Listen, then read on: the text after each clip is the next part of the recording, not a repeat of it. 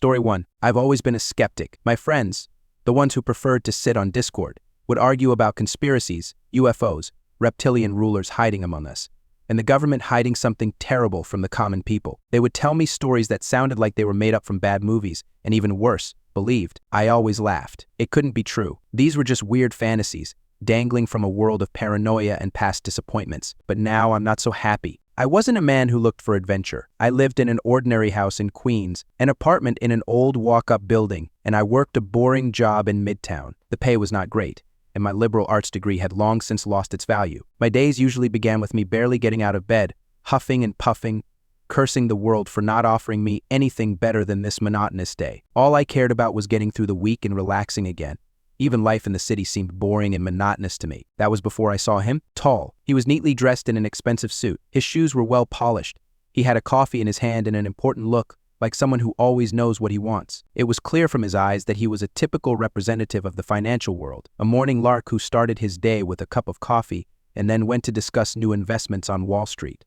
I did not pay attention to him, although something in the way he moved caught my eye. But what really made me freeze was when he turned to me, his face.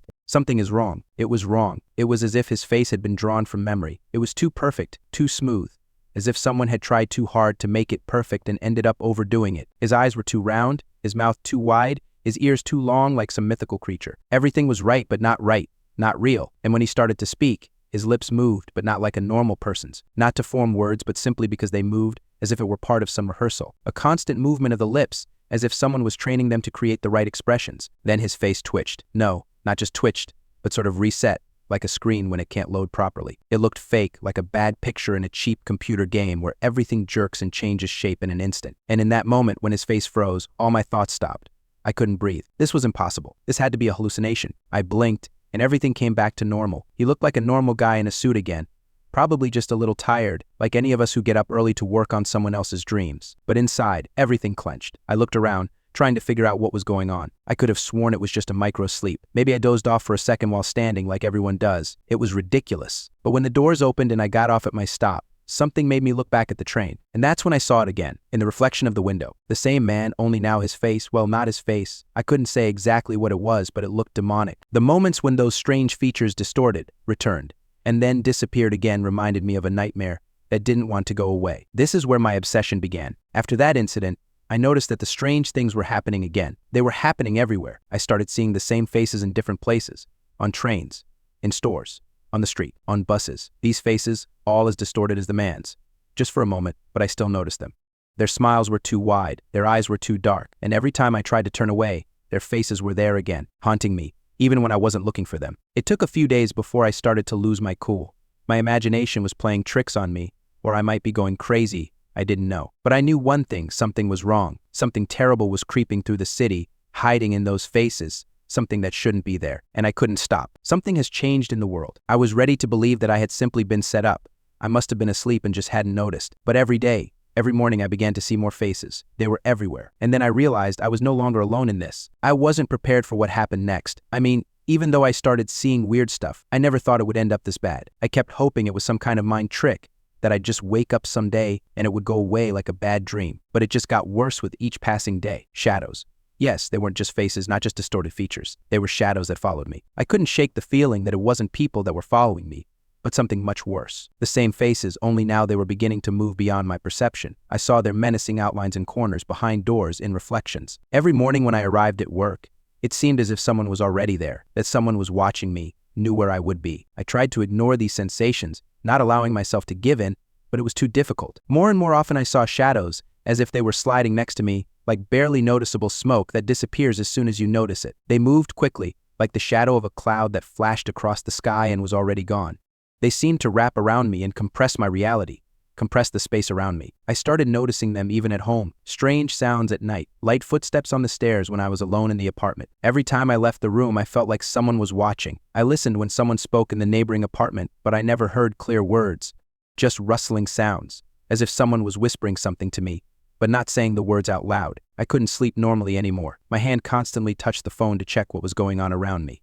As someone looking at me, but nothing happened. Everything was fine, everything was the same as before. Or was it? Could these shadows control reality so much that I could no longer distinguish truth from fiction? I started exploring the internet. I went to forums where people discussed strange things, conspiracies, paranormal phenomena, invisible forces that could change the perception of reality. I read everything I could get my hands on. Every article seemed similar to the very situation I was experiencing. All these stories, all these people, all these encounters with unknown forces. They sounded too familiar. From the most innocent cases to real nightmares, I came across one post that caught my attention. It was written anonymously, and the author claimed to have seen exactly the same thing, a strange face that changed its shape, and some entities followed it, not human, but very similar to humans. These entities could control people like puppets, build their shapes, change their features. After reading this, I felt a shiver in my body. He said that they were everywhere, that there were more of them, that they were getting closer every day. Soon after I found this post, I realized that I started seeing these shadows in the most unexpected places. My friends, with whom I usually chatted in chats, began to give me a strange feeling of uneasiness. Their messages began to seem unnatural to me, as if there was some hidden threat behind them. They began to change their phrases, write strange, absurd things that could not be mistakes. My inner voice told me that they were not who they claimed to be. What if my friends were their creations too? What if they were part of this? Part of something much bigger and scarier than I could have ever imagined. I felt more and more that the world around me had become alien, and I could no longer trust my eyes. I did not know what was reality and what was a game of these creatures. I stopped leaving the house, tried to hide from everything. But even within these four walls, I was not safe. One night, as I sat in my room, trying not to think about being followed, I heard a noise at the door. Light footsteps, barely audible. At first I thought it was a neighbor, but then I realized it wasn't. The noise was too quiet, too inaudible to be normal. It was something different. I stood up, walked carefully to the door, and looked through the peephole. What I saw made me step back. There was a shadow standing by the door. Its outline was dim and indistinct, as if it were made of smoke that changed shape depending on how you looked at it. And there it was, looking at me. It seemed to know everything about me. It knew everything I did, everything I thought. I felt a cold fear creep through me, and something strange began to thicken in the air. It wasn't just a shadow. It was alive. I didn't know what to do. Was it real, or was I going crazy? But that shadow, it was still there, and I could feel it creeping into my thoughts. At that moment, I realized that I could no longer run away. With each passing day, I felt my reality blurring, the world around me beginning to fall apart. The shadow by the door disappeared as suddenly as it had appeared, but the feeling that it had been watching me never left me. I woke up the next morning feeling like no one would leave me alone. Every little thing, every detail in this house became a cause for concern. The walls seemed to shrink, creating the feeling that they were closing in on me. I tried to get rid of the fear, but it was impossible. Even when I went outside, I felt someone's gaze on me. Looking at people, I began to notice how their shadows began to move unnaturally, as if they were not connected to their owners. The fear rolled in waves, and every time I tried to find peace, it only intensified. I decided to go back to the forum I had stumbled upon and read more stories. It turned out I was not alone. People were describing what I had experienced, the same visions, the same fear. It was comforting and terrifying at the same time. They spoke of beings that lurked in the shadows, that could enter people's minds and control them. Some said the shadows grew stronger when they were ignored, when they began to doubt their reality. Others said the only way to get rid of these beings was to acknowledge their existence, to confront them. My desire to hide from it all began to give way to the realization that I had to do something. I couldn't ignore what was happening anymore. Fear was taking over me, but there was something else too, curiosity. What if this wasn't just paranoia? What if this really was something supernatural happening right before my eyes? I decided I needed to explore. That day, I went into the woods near my house, although I had previously avoided them because they seemed too quiet and deserted to me. The forest had always been a symbol of solitude for me, but now I realized that this was where strange things happened. There was something sinister about it, something hidden. I felt like the forest was hiding something from me. When I entered the forest, the first thing that struck me was the absolute silence. Everywhere was empty. There was no singing of birds or sounds of insects. It seemed that nature itself had stopped breathing. Steps in this silence sounded like hammer blows. I walked between the trees as if they were looking at me with their infinitely high trunks. I felt like someone was watching me. This time I didn't try to avoid the feeling. I looked back and saw a shadow slip between the trees. I couldn't make out what it was, but I felt like something was watching me. I couldn't ignore it. My steps became faster and my heart beat faster. I sped up, hoping that I would soon get out of this forest. But the forest became denser and denser, and I realized that something was leading me further, as if it did not allow me to leave. And then I heard them. Whispers. At first they were quiet, barely audible, but with each step they grew louder. The whispers were not human. They were not normal voices, but something distorted, something that slid across my ears and penetrated my brain. I felt them penetrating me, their words tormenting my thoughts. They did not say anything specific, only whispered images, phrases that did not make sense. My heart began to pound in my chest, and I tried to quicken my steps again, but the forest became even denser, and the trees grew thicker, preventing me from passing. I felt the growing darkness swallowing me up. Everything around me was dark, but not like the darkness of night. It was something else, something cold and eerie. The whispers became clear. "You're already here. You can't leave." I turned around abruptly. Nothing. just emptiness. But when I turned around again, I noticed that there was someone standing behind me. The shadow stood before me, motionless. Its outline was as indistinct as before, but now I could discern something more sinister. It was human-like, but too distorted to be real. It was a creature lurking in the shadows, but it was real nonetheless. It was alive, as if the shadow itself were its being. I tried to take a step back, but my legs wouldn't obey me. I was paralyzed by this presence. My breathing became ragged and I felt my hands begin to shake. But the shadow did not move. It stood and watched. What was that? Why wasn't it attacking? Why was it just standing there like it wanted me to do something? I began to realize that this wasn't just a scared fantasy. It was real. And maybe I was its target. I didn't know what to do, but I knew one thing: if I wanted to get out of here alive, I needed to find an answer. I didn't know how much time had passed when I stood face to face with the shadow. My body was paralyzed with fear, as if it didn't belong to me. I tried to take a step, but my legs wouldn't move. The air around me was heavy, as if it could be cut with a knife. It was so thick and cold. The shadow continued to stand, but I couldn't tell if it was watching me or trying to hide something. Then, suddenly, the shadow was gone. I felt the air filled with living breath again, but the feeling that she was still there did not leave me. I looked into the dark forest, trying to guess where she had disappeared. Somewhere in the back of my mind, I knew that I had to leave this place. I had to escape this nightmare before it was too late. I turned and ran. My legs began to move, as if they had regained their freedom. I didn't think about where I was running. I just wanted to get out of the forest, from which I didn't know the way. I screamed at myself, trying to come to my senses, to not lose the last of my sanity. But the further I went, the more alien the reality around me became. The forest was not as I remembered it. It was different. The shadows I saw began to take strange shapes. Every tree seemed twisted and lopsided, as if they weren't trees at all, but gigantic, distorted creatures. I knew that couldn't be true, but I didn't care. I wanted to get out of this place, to get my world back. Suddenly I realized that I was in a familiar part of the forest. An old house stood in front of me. I recognized it immediately.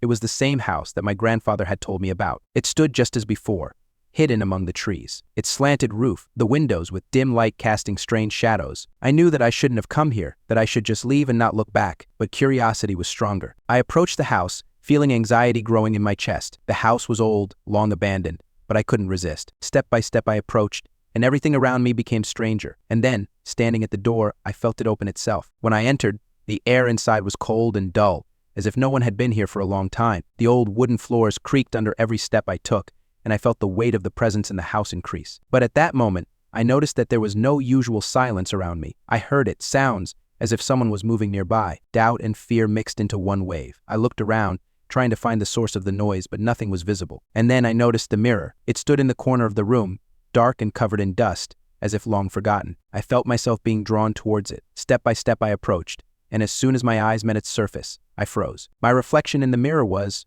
not mine. I saw the image in the mirror begin to distort, as if someone was tugging at its edges. The lines of my face began to blur, and my features became too sharp, unnatural. I felt eyes looking at me with a frightening insight, but they were not my eyes. They were the eyes of someone else, the being standing behind me in this reflection. My heart pounded in my chest, and I tried to retreat, but I couldn't. Fear paralyzed my movements. I tried to close my eyes to turn around, but the mirror pulled me again and again. In its reflection, I saw hands appearing, trying to grab me, and a face stretching out in a strange, distorted smile. The shadow appeared again, this time in the mirror. It was part of the reflection. I saw it turn, as if watching me. I felt its gaze penetrate me, something dark and cold filling my soul. I screamed. But when I opened my eyes, the mirror was empty. There was nothing, just a dim light coming through the windows. I looked around and realized I was standing in an empty room. The walls were collapsing, as if they were trying to squeeze me in, leaving me with no escape. I turned to the door, but it closed as if it wasn't my decision. It wasn't me who closed the door. It was something else. The shadow in the mirror did not disappear. It remained there in the darkness, and it knew me. With every step I took away from the mirror, I felt that shadow following me, and I knew that I couldn't escape it now. It was already inside me. I tried to forget what happened in the house, but it didn't work. Everything I had experienced left an imprint, like a black shadow that followed me with every step. I would leave the forest and return home, but at night, when the lights went out, everything would come alive again. The reflections in the mirror seemed distorted, and the shadows seemed alive, ready to break out of the place where I had driven them. My home had become unsettling. Every corner was filled with silence, growing like a nightmare that was squeezing me with a noose. Every movement was a sign that something was wrong. There was no sound, no breathing, just me and this horror that lurked in the shadows. I locked all the windows, closed the curtains, but there was no peace. He was nearby, the one who hid in the mirror. As the days passed, I began to notice changes in myself. I became more and more withdrawn, as if someone else's hands were controlling my actions. I couldn't explain why, but I knew something was changing inside me. Sometimes I would catch myself momentarily losing touch with reality. My own thoughts would become alien, as if someone else was speaking for me. Constantly looking into the mirror, more and more I saw how it beckons me, how it longs to capture me entirely. I stood before it, as if in a trance, unable to take my eyes off it. It did not show anything terrible, but I knew what it was hiding. One night, when the silence was especially deafening, I stood in front of the mirror again. That look, it wasn't mine. I knew someone was looking through me. And in that moment, I realized that all this time, I had not been the master of my life. From the moment I first looked into that mirror, I had been its prisoner. It had taken a part of me, and in return, it had let in its reflection. Suddenly, I heard footsteps behind me. My hand shook and I turned around. There was no one behind me, but in the reflection I saw, it was standing behind me. That same creature. I gasped in fear. My legs refused to move as I realized that this moment was no accident. The mirror wasn't just showing him. It was controlling me. I couldn't stay in this house, in this place any longer. I had to destroy the mirror. I ran to the closet and pulled out the hammer. It felt as heavy in my hands as my anxiety itself. I stood in front of the mirror, feeling its presence growing stronger. It was squeezing me in its embrace, pushing me toward this final mad attempt. I raised the hammer and hit the glass with all my might. Cracks ran across the surface. The reflection began to blur. I couldn't stop. I struck again and again. The crunch of glass was both painful and relieving. With each blow, I felt some of my fear and pain go away. But when the mirror finally shattered, it didn't disappear. Something kept moving inside the reflection. I realized I hadn't destroyed it. I had simply released what was inside. A second later, I felt the air in the room tighten. It was heavy, as if the darkness itself around me was sighing. I looked around. Everything was as before. The house was intact, despite the damaged mirror, but now it felt unbearably alien. Then I heard it, a light, barely audible step. Somewhere in the darkness, someone was with me. I closed my eyes and held my breath. I knew I couldn't get out now. Story 2. A night like any other. Huddled in the office, I finally finished my project. It was almost 2 in the morning when I packed my things, put the key in my pocket, and wearily headed to the elevator. A few more steps and I would be home. I rested, fell asleep. So what? Friday night. Monday was approaching inexorably, but now it was late. Too late. I knew I wouldn't be able to fall asleep right away. But one way or another, I would live until the morning. When I stepped outside, the air felt strange. Not like it was cold or damp. It was that strange, almost ominous air you get when something is wrong. It was a summer evening in Seoul, and suddenly the sky was red. Strange, bloody, like the whole city was lit up by some kind of emergency light. I stood there looking at it, thinking that maybe I was just tired. But something inside me was already starting to worry about this strangeness. It couldn't be like this. The sky wasn't red for no reason. I tried to ignore it and walked toward my house. My home is an old building, gloomy, but familiar. When I entered the hall, I noticed that the lights were flickering. It was familiar. An old building, everything as usual. However, I noticed that the guard was not on duty. Strange. Old Kim was always there, even at night. Where could he be? I listened, but everything was quiet. I did not linger. The elevator always creaks and I was used to it. I approached, pressing the call button. The evening had been so tiring. After a difficult week, I was really ready to just fall into my bed and forget about everything. The elevator opened with a distinctive ringing sound, and I stepped inside. I pressed the button for the 10th floor. That was my floor. But when the doors closed and the elevator began to rise, I noticed something strange. It wasn't moving. I pressed the button again. Then nothing. Silence. It was strange. The elevator hadn't been this capricious in a long time. I don't know what made me notice, but at that moment I felt uneasy. I took another hesitant step back when the doors suddenly slammed shut on their own, and the elevator continued moving. In an instant, I felt something change. It was something intuitive but impossible to ignore. This feeling that something was wrong. It couldn't be like that. As the elevator approached the 4th floor, the lights began to flicker, then suddenly went out. I shuddered from the sudden cold. Not just cold, but the temperature dropped so much that I could see my own steam, which was currently escaping from my mouth. I jerked and instinctively pressed the 10 button, but the moment I did, I saw something else. The B5 button lit up with a bright, strange light, as if it had always been there. I had never seen a button like that. It was a mystery that should not have been there. There was no name on it, just empty space. I froze, losing all resolve and abandoning all thoughts of what could be ordinary. Before I could react, the elevator stopped abruptly. 15, the display showed. My heart jumped. The building only had 10 floors. I stared at the display, trying to comprehend what had just happened. For a moment it seemed like the elevator would never go back. The feeling of uncertainty was depressing. I was too tired to be nervous again, but it still wouldn't go away. The door suddenly opened. I stood in a hallway I had never seen before. It was completely different from the one I knew. Wallpaper peeling off the wall, stains on the ceiling, as if the ceiling was leaking. And at the end of the hallway, there was a girl. A little girl in a red dress. I couldn't see her face. Her back was to me. My heart started beating faster and I tried to find the strength to say something, but the words wouldn't come out. I stood there, unable to move, because what I felt was something foreign, something wrong. My fingers started to tremble, but I couldn't bring myself to do it. It felt like I should leave and forget all this, that I shouldn't come near. But I couldn't. I tried to speak again. Hello? Are you lost? My voice sounded unnatural. The girl slowly turned towards me. Instead of the red dress I thought I saw, it was white, soaked in something dark, and where her eyes had been there was nothing. Emptiness. No eyes, just black holes that stared right at me. And the horror I felt was unbelievable. But what I saw was even worse. Her mouth was stretched into an impossible smile. A smile so big that it seemed part of something inhuman, unearthly. My gaze caught on that mouth, and I felt the ground beneath my feet slipping away. She said, "Uncle," and it wasn't said with her lips, but in the air, as if the words were piercing me right through. I took a step back and almost instinctively quickly pressed the button to close the doors. I didn't want to be left with this. But as the door began to close, the girl dropped to all fours and ran toward me. Her movements were unnatural, jerky, as if she were not a living being. This was something else. But before the door slammed shut, I saw her make one last leap. A sharp crunch, like the sound of bones breaking, echoed through the elevator. Her hand remained behind the door. Only fingers remained on the elevator floor, and I felt the blood leave my face. As the elevator began to move again, I felt the ground beneath my feet become unstable. It plunged downwards, as if it had been dragged into an unknown world. I swayed and almost fell to my knees, holding myself up by the handrail. My heart was pounding so fast that I couldn't tell if it was from fear or tension. The display on the panel flickered. First the numbers 8, then 3, and B1. I froze.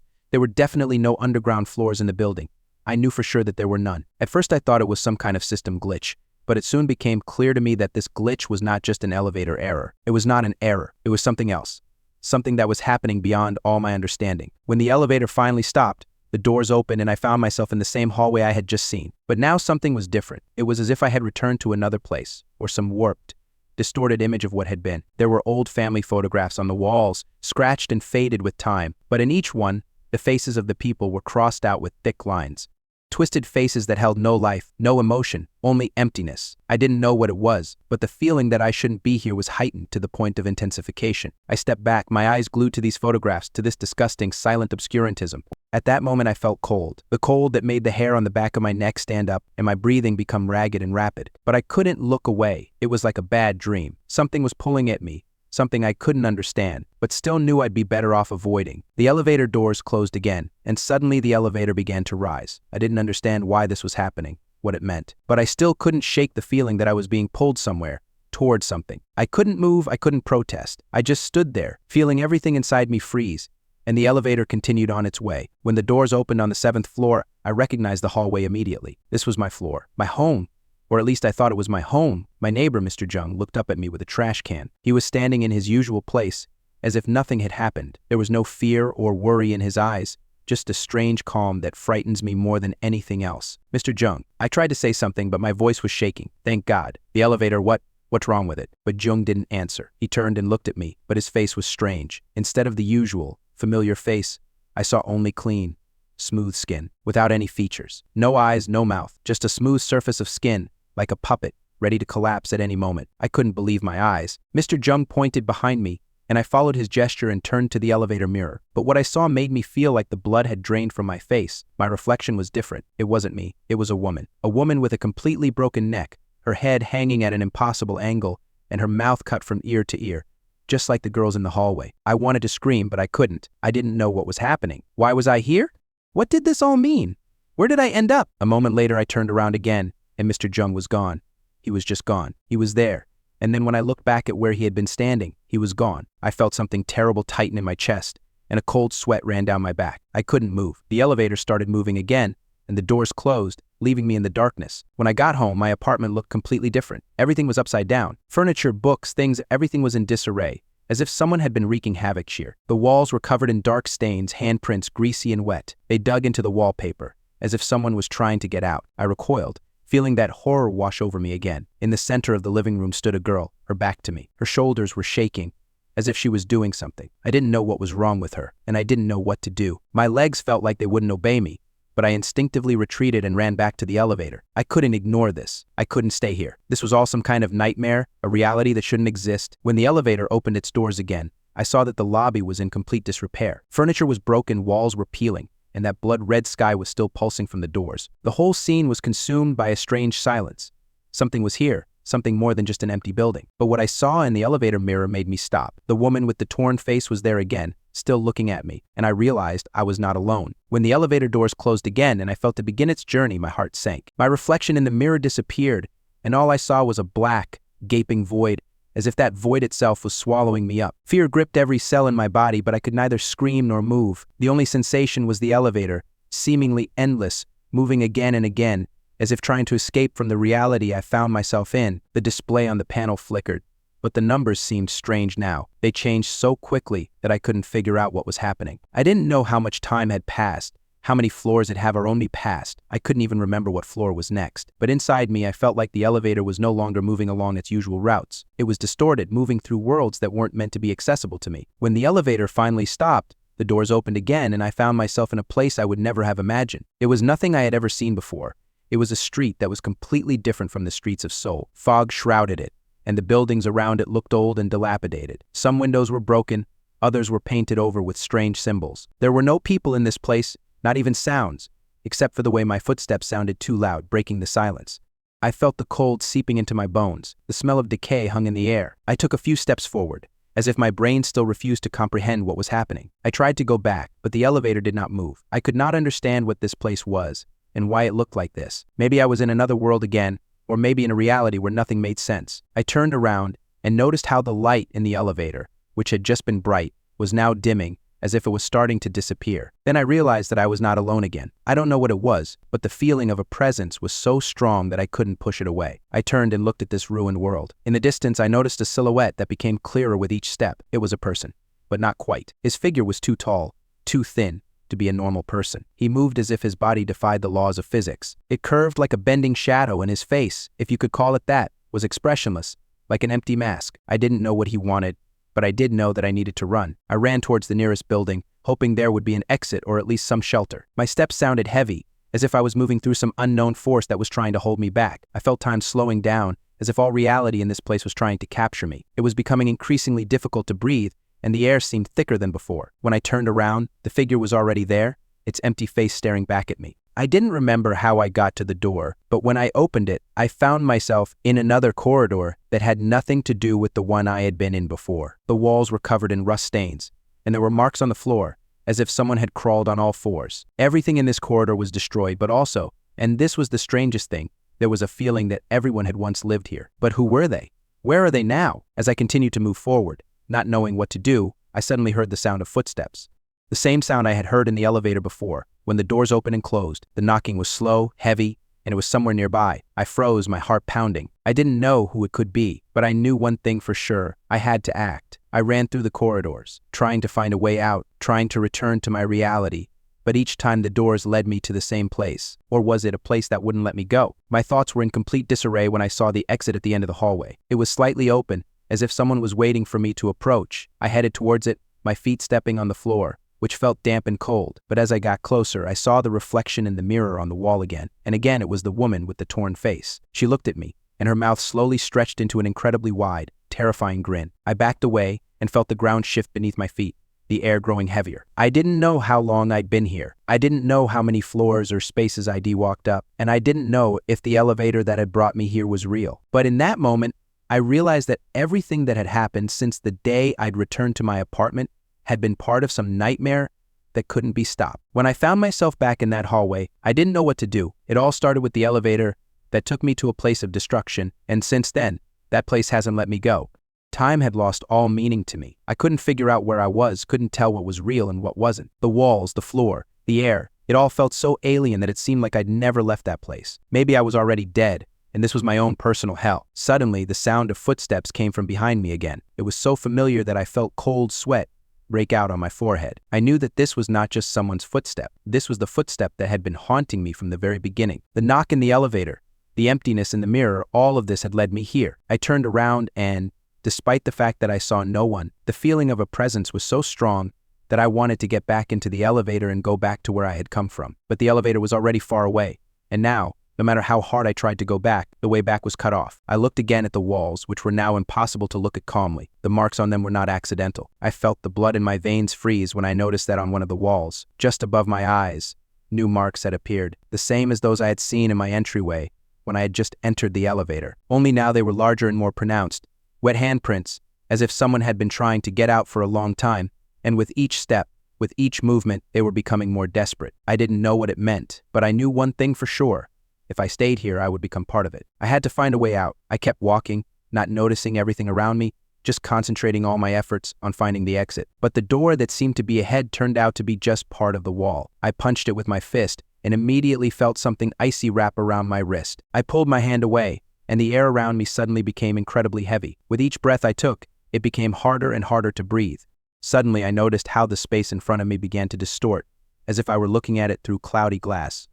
The walls began to move, warped, twisting, and the corridor itself became disproportionately long. I walked along it, and the world around me seemed to shrink, filling every cell of my body. I felt my legs stop moving, as if something was holding me in place. A strong pressure squeezed my chest, and I felt how unbearably hard it was to breathe. I struggled through the compressed space, trying not to look around, but fear, like a shadow, followed me with every step. When I turned around, I saw her, the woman with the torn face, who was now standing right in front of me. She was the same as in the elevator reflection, only now her face seemed even more distorted, disfigured. She stood where there had just been a blank wall, looking at me. Her mouth, stretched into this mad grin, was open like a huge black pit, ready to swallow me whole. I wanted to scream, but I couldn't. My body wouldn't obey. My arms, my legs, everything seemed paralyzed. I looked at her, and the same question kept popping into my head: what does she want from me? But there was no answer. There was nothing human in her gaze, no meaning. I didn't know what she was. She was part of this place, part of this dark reality, and maybe I had become part of it too. She took a step towards me, and I felt something around me tighten even more. I didn't know what was holding me. I didn't know what this place was,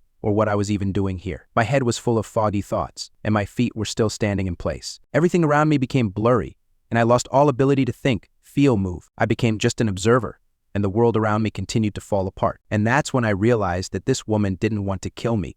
She just wanted me to become like her, to stay here forever. I had to become part of this dark, twisted reality, like those who came before me. At that moment, I realized that this reality was not a place to return to. It was a labyrinth with no exit. I would never get out of here. With every glance at this woman, with every step she took, I became more and more a part of this world, a part of this emptiness in which there was nothing but pain and despair. And then, as if in response to my thought, the world turned upside down again. I woke up with a terrible feeling that everything that had happened was not just a nightmare, but something much more terrible and real. My gaze slid around the room. I was at home, in my apartment. My bed was the same as always, and although the world around me seemed the same as it had been before all this, I could not shake the feeling that I was trapped again. I had lost touch with reality, and the feeling that I was always in the same place did not leave me. I decided not to look at the mirror. I knew her face would be there. The woman I feared so much was standing there, watching, but I couldn't bring myself to turn around. Everything inside me screamed at me to just stay in bed, not move, not pay attention to the dark corners of my apartment. But the fear was too great, and I couldn't find peace. I stood up and headed for the bathroom, hoping a refreshing wash might help, but even the walk there seemed strangely long. The bathroom mirror was already waiting for me, as if ready to reveal that strange woman with the slashed face once again. When I looked at my reflection, I noticed how strangely it changed. My eyes weren't just looking at me. They were beginning to reflect something else, something dark and alien. And in that reflection, as if emerging from the void itself, the woman appeared again. But now she wasn't just standing in the corner of my reflection. She was looking at me, her smile stretched from ear to ear, and her eyes, as empty as before, were boring into my bones. Her face was distorted, and the more I tried to look away, the closer she seemed to get. I stepped back, his feelings washing over me again, feelings I had tried to push out of my mind, but they were too strong, too real. She had been with us all along. This wasn't just a mind trick, this was a truth I couldn't understand. I retreated into the corner of the bathroom, where I couldn't escape. Time seemed to have stopped again. It seemed to me that with every glance, with every movement, I was losing another piece of myself, becoming part of a world that had long since been closed to ordinary people. I felt that I no longer belonged to this place, that I did not belong to myself. Suddenly, I felt a cold blast of air hit me from behind. Someone or something was nearby.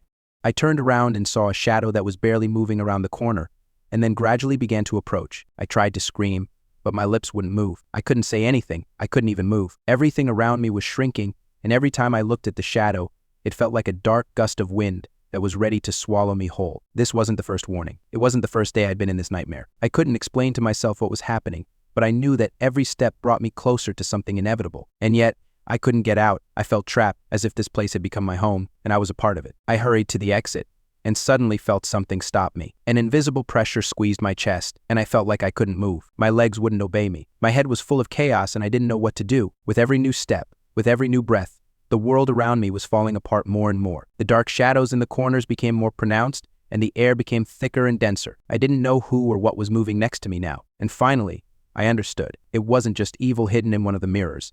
It was everything: the elevator, the hallway, those walls, those eyes. This was the place I lived in now.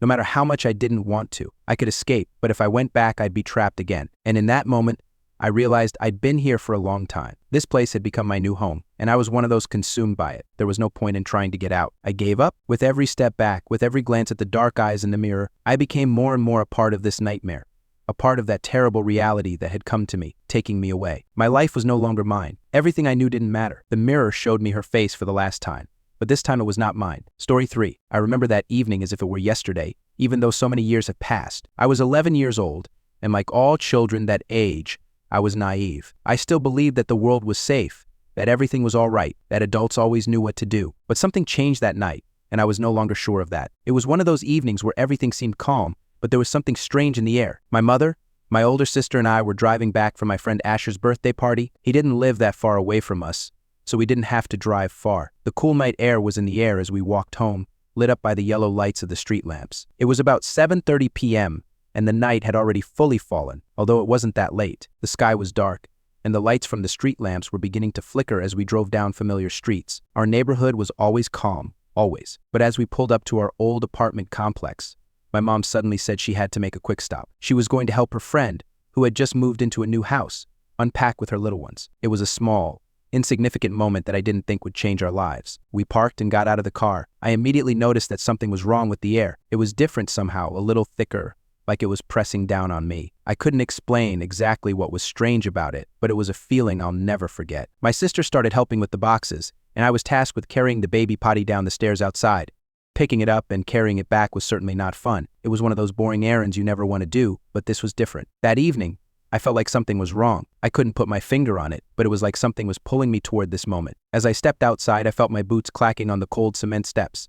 They felt as hard as stone, and each step felt as if I was moving in a world other than my own. The night air, as I said, was heavy, oppressive, and it felt as if it were holding me back, as if someone wanted me to stay still. I couldn't shake this strange feeling, but then I noticed it, the flickering beam of a flashlight, reflecting off the walls of the stairwell. It wasn't that important, but it was strange, as if someone was searching for something in this dark space, and the light of the flashlight illuminated the corners. I froze. Something inside me immediately tensed. I don't know why, but it was the first signal that something was wrong. At the very bottom of the stairs, near the dark corner, stood a man. He was not very tall, but his silhouette immediately caught my attention. I could not see his face.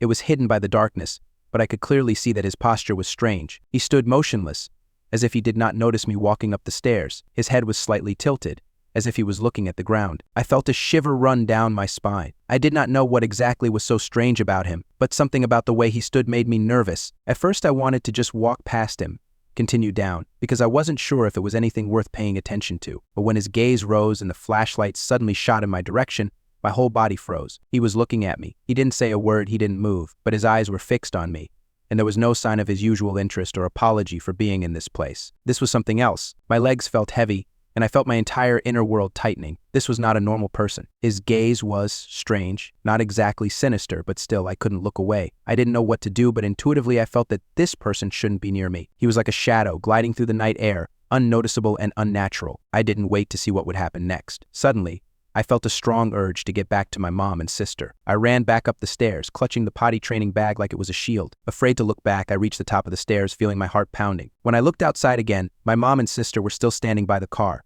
unloading their things. I still couldn't understand what had happened to me. I was still afraid, but when I told my mom, she just smiled and said that it was probably the old neighbor Jerry, who was always there, often fixing his car, and just didn't pay attention to people passing by. He didn't seem like a dangerous person, maybe eccentric, but something didn't add up. I felt the strangeness taking root in my memory again.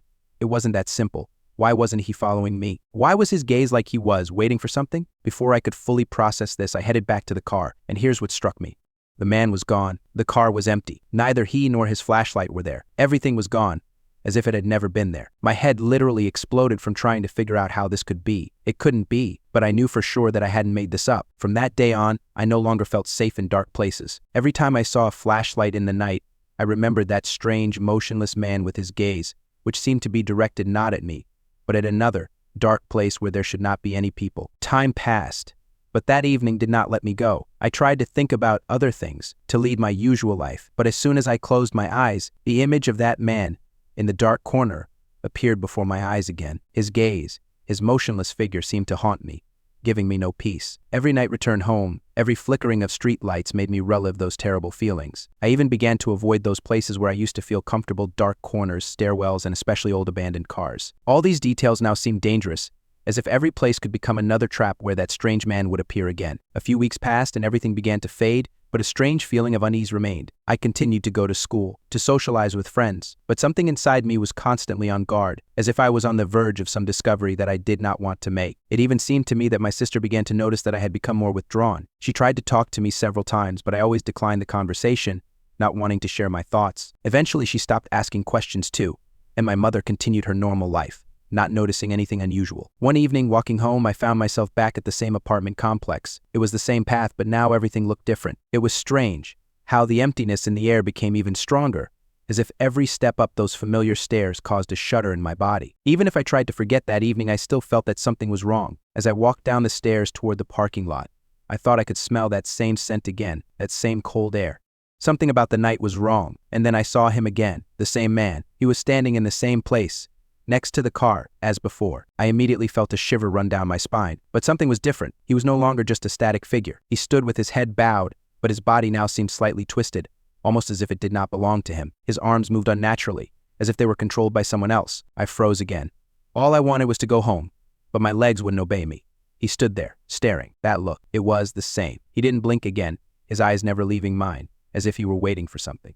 I couldn't believe my eyes, but his presence was so clear I couldn't mistake it. He was here. Soon, things became so tense that I felt my heart begin to pound in my chest. I didn't need any more proof. I knew he wasn't just a neighbor, not just an eccentric. He was something else. I didn't know what, but it was something that didn't fit in this world. Suddenly, something changed in his posture. He began to move, but these were not normal movements. He was like a machine, like a shadow that moved, but not with the purpose of doing something, but with some strange purpose. I felt the urge to run again, as if my body already knew what to do, even if I was not yet aware of it, but I could not turn. My legs did not obey me, as if they had become part of something else, something dark. When his figure finally moved, I couldn't stand. I felt my fear take hold of me, the cold enveloping me from all sides. I ran up the stairs, my pulse pounding in my temples. I looked back. He was behind me. I didn't know what to do. His steps were muffled, like the steps of something that shouldn't walk the earth. I reached the top landing and looked down, but he was gone. No trace, no sign of his presence. The car was empty. My gaze slid into the dark corners, but there was nothing there.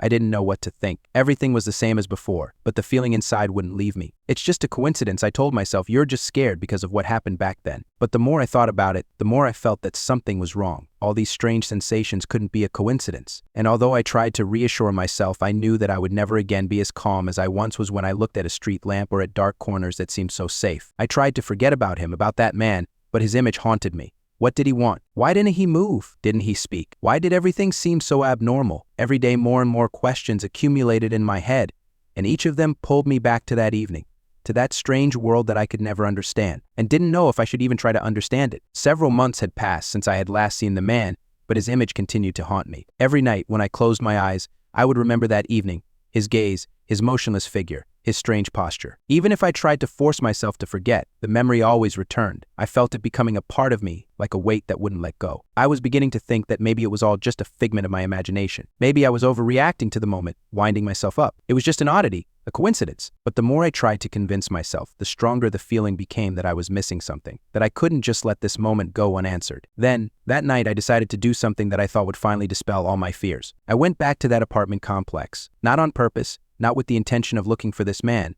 but I knew that if I didn't go back there, I wouldn't be able to calm down. I had to figure out what it was. If I could regain the confidence I had lost, I would go back to being that kid who hardly knew what real fear was. That evening was exactly the same as the one I remembered. I walked along a familiar path, watching the lights of the street lamps, hearing my own footsteps. In the dark corners, everything looked familiar, but inside I was still uneasy. I felt as if someone was watching me, but I tried to ignore it. Maybe I was just nervous about everything that had happened. As I approached the stairs, something inside me froze. I knew I would be back in the place where it all began. It was like going back in time, like opening a door that had been closed all this time. I walked up the steps, feeling my legs growing heavier. The air was the same, damp, cold, oppressive. I tried to convince myself that everything would be okay. I just had to get through this, and then it would all be over. But as soon as I reached the bottom landing, I saw him, in exactly the same place. The man was standing with his head bowed, just like that first time. He was motionless again, his eyes staring into space. His figure was as strange as it had been that day. But now I felt that he was not just an observer. He was part of this place. He was part of something far more terrible than I could have imagined. That moment was like an icy blow to my heart. I froze, and it seemed to me that the whole world suddenly stopped. He didn't move, didn't look in my direction, but I felt his presence, like something alive, like something that was hunting me, that was watching my every move. I felt a chill run down my spine, my heart beat faster, my breathing became heavy. I can't explain why, but I knew that I shouldn't be here. I took a step back, another, but his figure did not move. It was like a rock, like a part of the night. He was not a man. He was something else, something that existed between reality and something darker. He was the embodiment of something I could not understand. I didn't know what to do then. My gut was screaming at me to run, but something was holding me in place. I looked at him, and he didn't seem to pay any attention to me. His stillness was eerie, as if he wasn't part of this world. It was so strange and unnerving that I couldn't take my eyes off him. I stood there mesmerized, unable to move. Time seemed to slow down, and the silence that surrounded us grew louder and louder. Then, without warning, he began to move. Not suddenly, not quickly, but his movements were strangely fluid and unnatural. He turned his head towards me. His eyes, which I saw for the first time, were not normal. They were empty. I couldn't explain exactly what was in them, but they contained no life, no emotion, only a void in which there was no room for anything human. It was like looking into an abyss that swallowed up the light. I couldn't stand there and watch this. I didn't know what he was going to do, but I knew I had to get away. I turned and ran up the stairs. My legs felt heavy as lead again, but I couldn't stop. My heart was pounding and fear was squeezing my chest. When I reached the top landing, I didn't look back. I kept running, not knowing where, just running from what I was seeing, from what I was feeling. I knew that if I stopped again, if I looked again, I wouldn't be able to go back. When I reached my car, I sat inside for a long time, unable to get out. I didn't know what it was, but I knew for sure that he was not of this world, and that if I ever met him again, I would never be able to return. When I returned home, everything inside me was in turmoil. The fear of that night did not leave me. I tried to explain to myself that it was just a nightmare, that everything I saw was just a figment of my imagination. But as soon as I closed my eyes, his figure appeared before me again, standing, motionless, with empty eyes in which there was neither human nor spiritual warmth. I spent several days trying to ignore the memories and live a normal life, but it was impossible. This feeling that something was wrong, that I had missed something important, was nagging at me. Everywhere I looked, I was looking for an explanation, trying to find a rational explanation for everything that had happened. I began to check if there were any strange events in the area, but I found nothing. The strange feeling I had experienced remained a personal burden. Every time I passed the place where I had encountered him, I couldn't help but look back. No matter how fast I moved, no matter where I was rushing, my eyes always searched for that same spot, that same flashlight that had once illuminated the dark streets. I tried to convince myself that it was just a memory, but it wouldn't let go. I knew that if I ever returned there, I would meet him again, and he would be waiting again. My mind kept returning to the moment when I stood before him, and although I couldn't explain exactly why, I felt that none of this was a coincidence. The man wasn't just a strange neighbor. It was something much deeper, something elusive, something that permeated every cell of my body. I didn't know he existed, and that was enough for me. I couldn't go back to the state where I thought the world was just a place of safety. Then one day, a few weeks after that terrible encounter, I decided to go back there again. The thought tormented me day after day. Every time I tried to avoid it, the thoughts that I would never be able to understand what had happened would return. I had to do it. I had to figure out what it was, why it was happening. I couldn't leave it alone. I couldn't just forget. It was late at night, and I knew I would be there again, in that place. I couldn't say I was ready for it, but I knew that if I didn't, I would live in uncertainty. I sat in my car in the parking lot, looking at that very entrance, and waited for it to get dark enough outside that no one else would notice me. Finally, I reached the stairs, in the same position where it all began. Fear paralyzed my movements, but I still began to descend the steps, as if I were returning to the beginning, where it all happened. And at that moment, when I was almost at the bottom, I felt it. I felt his presence. He was not there, but I knew he was close. My gaze was drawn to the dark corner, to the place where he once stood. But he was gone. And I didn't know if it was a nightmare or reality. Thoughts were spinning in my head, but I kept moving forward, following a familiar path, as if returning to my own memories. I thought that I couldn't live with this fear, that I needed to understand something, to uncover this secret. But as soon as I got closer to that place, I saw a light, the same light that had previously been the background for his figure. He was there, on the corner, just like that first time. The light from the lantern was bright, but it didn't seem so strange now. It was just light, as if the moment when I first saw it had never happened. Bent over with fatigue, I clenched my fists and sighed with relief. It was nothing more than a memory, a forgotten part of the past that I just couldn't let go of. I glanced toward the old apartment complex. Everything was the same, empty, quiet, abandoned. But something inside me was still alive, something unfinished, and it was something I couldn't understand. I didn't want to come back here anymore, but I still knew it couldn't be avoided. This man, this scene had no logical explanation, and maybe I'll never understand what it really was. But every night when I close my eyes, I feel his presence. He may not be here, not in this world, but a part of that horror will stay with me forever. Several years had passed since that unfortunate incident, And although I tried increasingly to push those memories out of my head, something still held me. I was older now. I could call myself an adult now, but the fear did not go away. It was hidden in the corners of my memory, ready to emerge as soon as I allowed myself to look back. I've often thought that perhaps I've simply become more pessimistic with age, more inclined to look for dark corners in the world. It could all be explained away as simply age affecting one's perception of reality. But even if that were true, it couldn't be a coincidence that the man was there, and that he disappeared so suddenly, as if he had vanished into thin air. Life went on as usual. I was in college doing my own thing, making friends, and the memories of that night were becoming more and more a part of the past. I thought that maybe I had become too obsessed with it, and that it was time to let go. But then one day, a few years later, something happened that set me on that path again. I was visiting my parents for the weekend. My sister, my mother, and I decided to spend some time together in our old house. It was one of those rare moments when the whole family gathered, despite our age and various worries. We were sitting in the living room, talking, as always, about old times. But then my mother, smiling, suddenly said, "Remember how in our old complex there was always someone fixing something? In the evenings, when we returned from work or from some meetings, there was always that strange man standing there. What was his name? Jerry." My mother's words hit me like thunder. I froze, unsure how to react. Was it a strange coincidence, or was she simply unaware of how often that man came into her conversations? But I knew I never talked about him. I never mentioned seeing him that night. She couldn't know how I felt his presence. But here she was again, talking about it, as if it were something ordinary. She didn't even notice how her words had affected me. Something inside me twitched. I couldn't let that moment go. My mind went back to that night, to that strange man. And I realized that I wanted to find out what really happened there. This feeling of incompleteness wouldn't go away. I had to understand what happened that night and why it haunted me. My mother wouldn't say anything unless there was more to it than I thought. She talked about him as if he was part of her life, part of her sense of the world. The next day, with little thought for the consequences, I drove back to the old apartment complex. My sister and mother didn't ask why I was leaving. I said I just wanted to take a walk, get away from the hustle and bustle of the city. In reality, I was returning to the place where it all began. It was a place I couldn't forget. I parked in the same spot where that car had been. Everything looked almost exactly the same as before. Nothing had changed. Everything was empty, just like before. But something about that empty space felt different. The air was the same as it had been then, foggy and heavy, as if every movement was slowed down, as if time had stopped. I walked up to where the man was standing, and at that moment I felt his presence again. I couldn't see him, but I knew he was there. The wind was elusively cold, and I felt my heart begin to beat faster. I didn't know what I was looking for. Maybe I was looking for an answer. Maybe I was looking for confirmation of my suspicions. Maybe I just wanted to understand what all of this really was, and why it was so important to me. But there was no answer. The man was not there, as he had not been that evening. Only the light of the lantern, which flickered softly in the same place where his figure had once stood.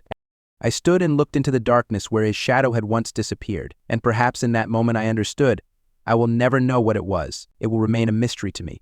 I felt myself getting lighter. Maybe I had finally let it go. Maybe I would no longer search for an answer to the question that had tormented me for so many years. I wasn't sure, but I knew that this encounter, this night scene, would always be with me. It would remain a part of me, and maybe I would no longer try to find an explanation for what had happened. As I walked back to the car, my heart was still beating fast.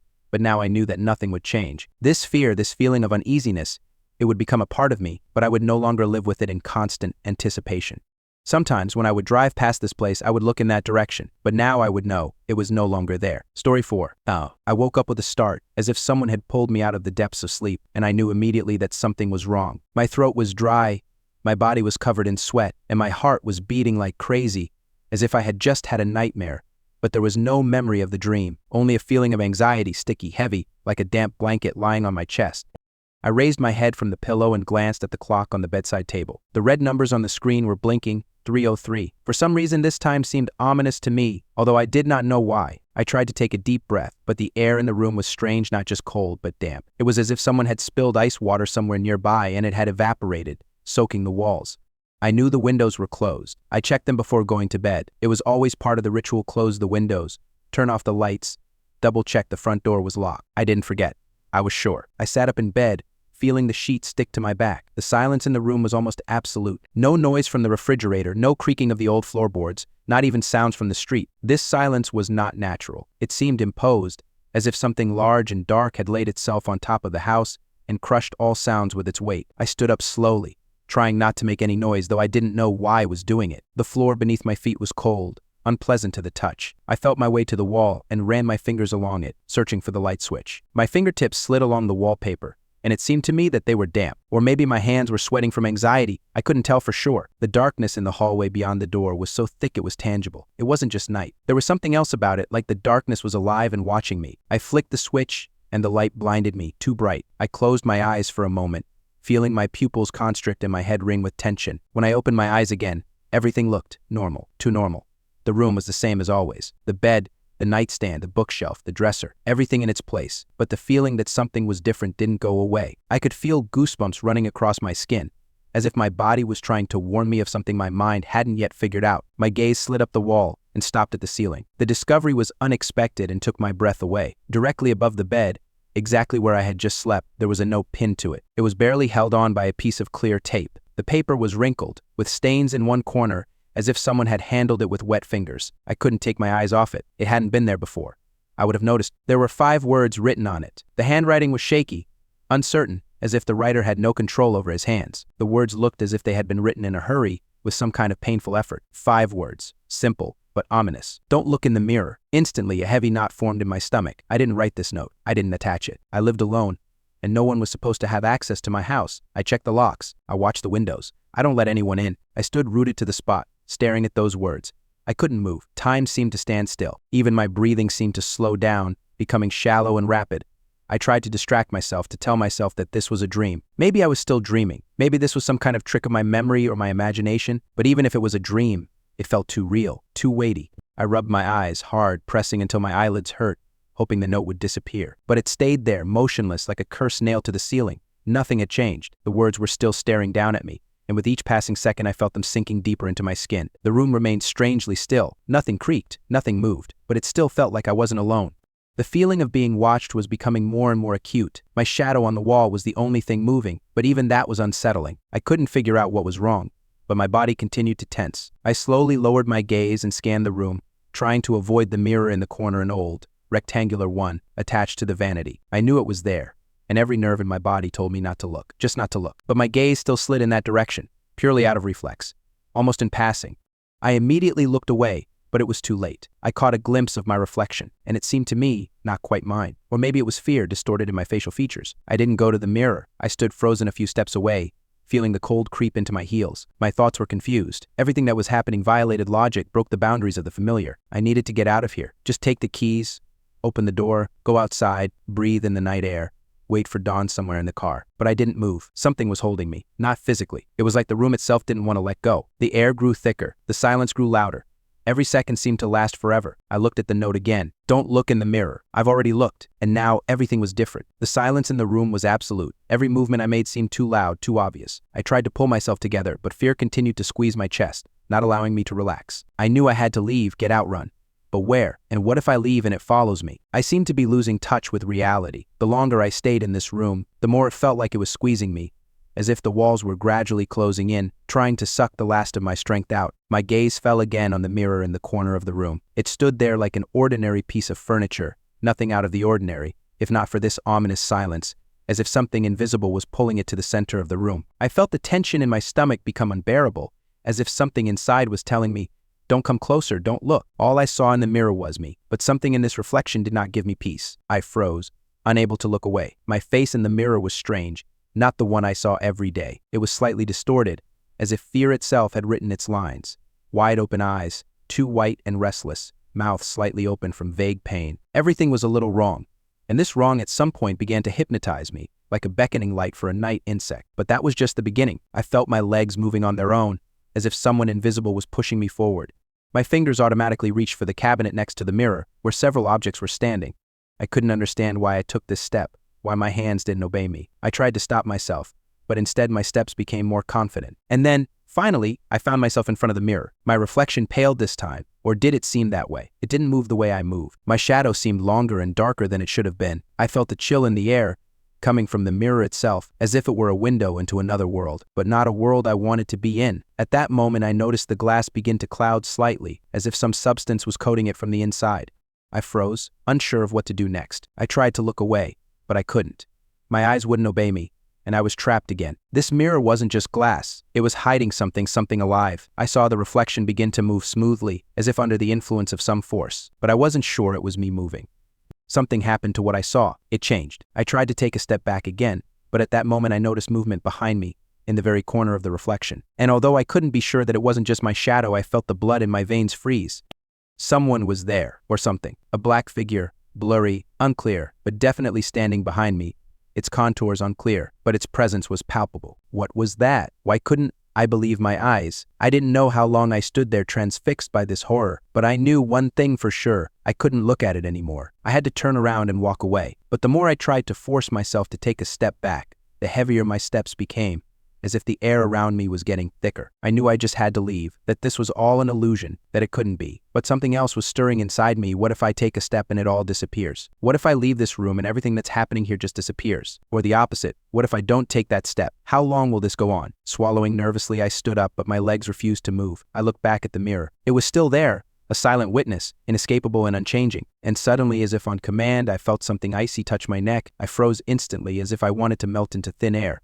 This cold heaviness, it couldn't be real, but I felt it with every cell of my body. And when I turned to see who was standing behind me, I immediately understood. The mirror was not letting me go. What I saw was not letting me go, even if it could not be. I needed to leave, but I stayed, unable to break out of this viscous silence. All I could do was stand and watch as my own steps became slower and slower, more unnatural. My reflection in the mirror did not move. It continued to follow me. And behind it, in the corner where there should have been nothing, I noticed something else. A shadow that shifted, moved with my every movement. This couldn't be true, but when I closed my eyes and opened them again, it was still there. I didn't sleep. I don't know how much time had passed since I saw the inscription in the mirror. My memory seemed to blur, stuck together like a film rewound backwards. Time flowed irregularly, sometimes faster, sometimes slower, and sometimes it simply stopped. The only thing that stayed with me constantly was the feeling that I was not alone, that someone was nearby, someone was watching. I sat on the floor, my back pressed against the bed. It felt safer. The mirror was on the other side of the room, and I tried my best not to look at it. My whole body ached with tension, my muscles trembled, but I couldn't allow myself to lie down. I was afraid to close my eyes, afraid that when I opened them again, I would see something nearby, or that I wouldn't open them at all. The air in the room was still. It no longer seemed merely cold, it was now dead, smellless, motionless, as if I were trapped in a sealed box. I listened to every sound, but I heard nothing. No hum from the refrigerator, no creaking floorboards, no wind outside the window, only the dull beating of my own heart, and then a tremor, a slight,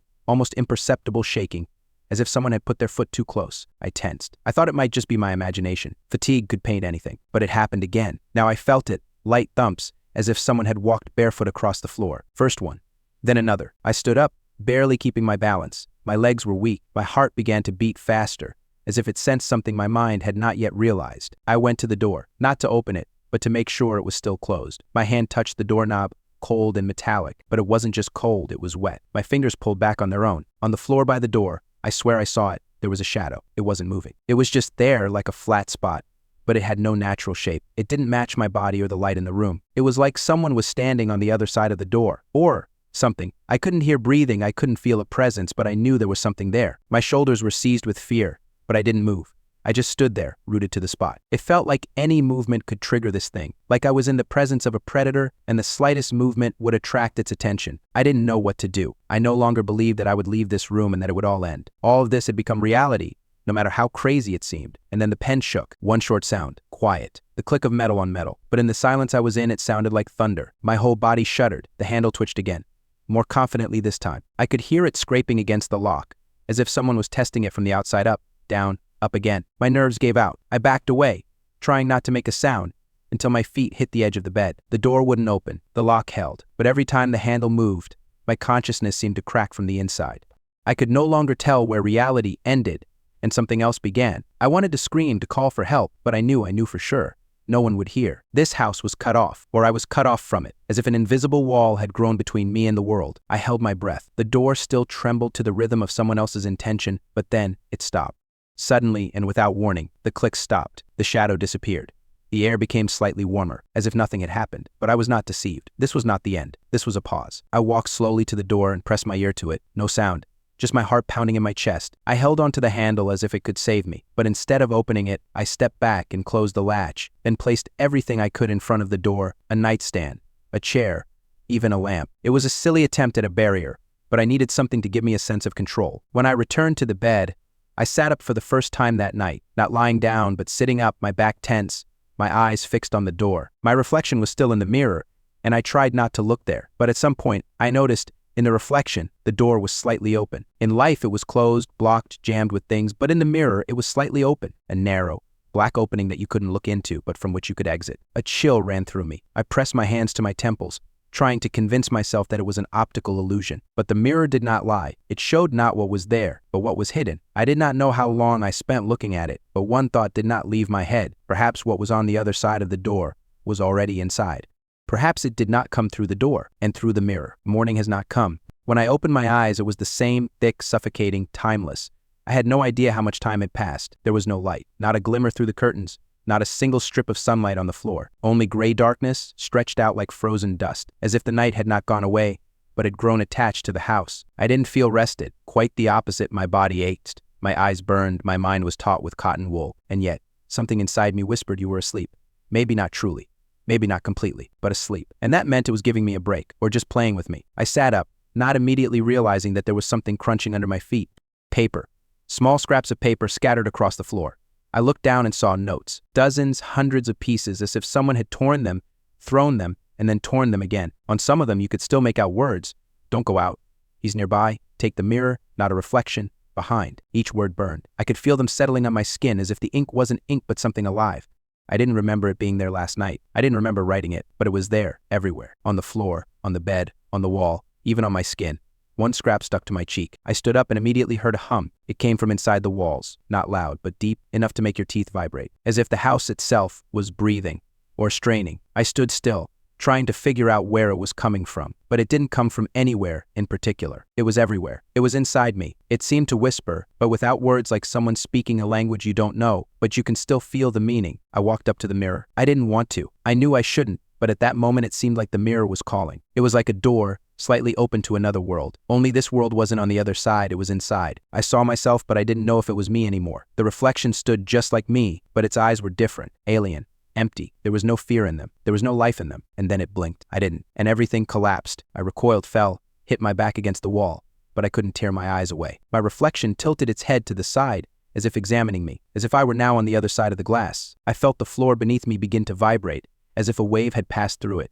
Cold came out of the mirror, a real icy stream that took my breath away. It enveloped the room, slowly creeping toward the ceiling, like smoke. Something began to drip from the mirror, a black liquid. Thick as tar, it dripped onto the table, then onto the floor, expanding into circles. Inside these circles, something was moving. I couldn't see it, but I saw its shadows, shapes, scraps of fingers, eyes, faces. It all swayed in the silence, as if the mirror had become a pond in which something forgotten was floating. The walls shook. The hum grew louder. Now it resembled the whisper of 1,000 voices at once, and I heard my name, not in my ears, but in my head. It sounded slow, drawn out, as if someone was tasting it. The house had changed. It was no longer mine. It was no longer a home at all. It was a trap, a cage. The mirror was not a source. It was a door. I rushed to the window, pulled the curtains, but there was no street. Outside the window was the same gray darkness, without form, without color, without movement, as if the world outside had disappeared, or I had disappeared from it. I grabbed the lamp, threw it at the window. The glass cracked, but did not break. It was like stone, like a wall. I could not get out. I was inside. Mirrors? Thoughts? Something that took my house for its home. And then I realized it all started with that note, the first one. Don't look in the mirror. It didn't just warn. It commanded. It knew. I broke it. I looked. I saw. And now it's looking back. I didn't know what to do. There was no logic. There was no way out. Just the mirror, pulsing in the corner like a black heart, and a reflection that looked less and less like me. It was smiling now. It was waving. It was standing closer to the glass than I had come. And then it was gone. Just gone. Only I am left. An emptiness behind the glass. I woke up on the floor. I don't remember falling asleep, or if I slept at all. My whole body ached, as if I'd been turned inside out and then stuffed back in. My eyelids were heavy, but the room was dark, the kind of darkness that no longer felt natural. It seemed to be growing out of the walls, seeping out of the floor, thickening in the air. It was breathing. There was silence all around, but not dead. On the contrary, alive, full of something lurking. I felt it. It was in the room. It was watching. I couldn't see it, but I felt it. In every goosebump that crawled across my skin, in every labored breath I took, in every step that made the floor vibrate, as if something deep beneath it were echoing. I stood up, unsteadily. The walls of the house seemed to be getting closer. The space narrowed, like a stomach clenching in a fit of nausea. The air vibrated and I heard the hum again. But this time it wasn't in the walls. It was in me. Every bone, every muscle resounded with that hum, as if I had become part of the house, or it was part of me. I wandered down the hallway. The furniture, the walls, the paintings, everything was out of place, as if someone had tried to recreate an interior they had glimpsed, but incorrectly. Crooked frames, a clock that ran backwards, a cabinet with the handle on the inside instead of the outside. Everything seemed slightly off. Fake. And a mirror. A mirror. It was there again, even though I had broken it. But it stood there, whole, as if even cleaner than before. I saw my reflection, and I no longer recognized myself. The one looking back at me was me, but older, tired, exhausted. The eyes were dull, the skin was gray. On the lips was something like a grin, but without joy, without any emotion at all, an empty, burnt-out expression. I raised my hand. The reflection lingered for a split second, and then did the same. I came closer. Now the corridor was visible in the mirror behind me, only it was different, deeper, stretching into infinity. The walls diverged like a shaft. The darkness inside was pulsating. I couldn't tear my eyes away. It felt like this whole thing was a dream, only now it was too real to wake up. I felt something shifting inside me, not in my stomach, not in my head, but deeper, in my mind itself, as if it was starting to crack. Then I saw shadows. They moved slowly in the reflection. No faces, no outlines, just silhouettes walking down the hallway, closer and closer to me. But when I turned around, there was only a wall behind me. When I looked in the mirror again, they were already in the room. I took a step back, and the mirror took a step after me, not a reflection. It itself. The glass trembled like the surface of water, and I realized that it wasn't just reflecting. It wasn't showing me the world. It was replacing it, little by little, line by line, like text being rewritten on the screen, and I was standing in the middle of that rewriting. The world began to shrink, not metaphorically, but literally. The corners of the room slowly began to bend inward. The walls moved in. The floor began to go down, as if sucking me into a funnel. The mirror expanded. It swallowed everything. First the shelves, then the bed, the walls, sounds, light, and only I remained, alone, and silence, real, complete, the kind in which there is no thought, no fear, only emptiness. I stood on the edge of the reflection. On that side, darkness, endless. On this side, my home, disfigured, alien. And I knew if I take a step, I will not return. But I also knew that I no longer have a choice. Home is no longer home, and I am no longer me. Step forward. Everything became viscous, like fog. Movement began around them, slow like a whirlpool of shadows. Faces without features, figures without bones. They did not attack. They were just there, like witnesses, or seeing them off. And so I went. I don't know where. In, deeper. This place had no direction, but every step brought me closer to the center of something. Something ancient, forgotten. The voices began to return, not loud, not frightening. Just a rustle like wind in the grass. They whispered my thoughts before I thought them. They knew me. And I knew. The mirror is not an object. It is an entrance. It is a door. It is a judgment. And I passed through it. I became part of this darkness. Now I look from the inside. And if you, reading this, wake up one night and realize that the reflection in the mirror is moving almost out of time, that the eyes there are looking longer than necessary, that someone left a note above the bed, don't read it. Don't raise your head ahead. And for the sake of everything that's still alive in you, don't look in the mirror. Story 5. Being popular in college wasn't a goal, it was a state. It just was, like a gentle wind that picks you up and carries you forward until you don't notice how high you've climbed. I didn't strive for attention, didn't try to earn it. It came, as if my looks, my mannerisms, my natural ease did all the work for me. People flocked to me, laughed next to me, sought my gaze, my touch, my approval. I was the center of a circle, and the circle revolved around me, even when I didn't ask for it. Sometimes I felt like a star on a stage, although there was no stage, just hallways, classrooms, parties where I shone effortlessly. In this light, Jocelyn was a shadow, always there, but on the other side of the glass. We'd been friends since early high school, and I used to value that connection. It was reliable, quiet, predictable. When the chaos of adolescence was tearing relationships apart left and right, she stayed close like an anchor. But over time, that anchor began to weigh me down. Jocelyn had never been good at being noticed. She stood a little back, listening, laughing uncertainly, as if afraid to disrupt the rhythm of our group. People didn't know who she was. She was the one who's always with Amber. It was as if she didn't have a name. And though I knew she was trying, that there was hope in her eyes, I felt myself growing cramped around her. My radiance seemed to be muted by her dimness. Sometimes I tried to convince myself that it wasn't true, that I still valued her, that we were still friends.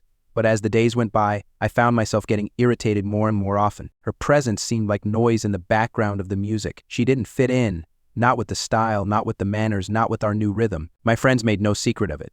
To them, she was just a burden. They grimaced when she approached. They exchanged glances when she spoke. They laughed when she was silent. Sometimes I asked them to leave her alone, but I did it half-heartedly, as if for the sake of it.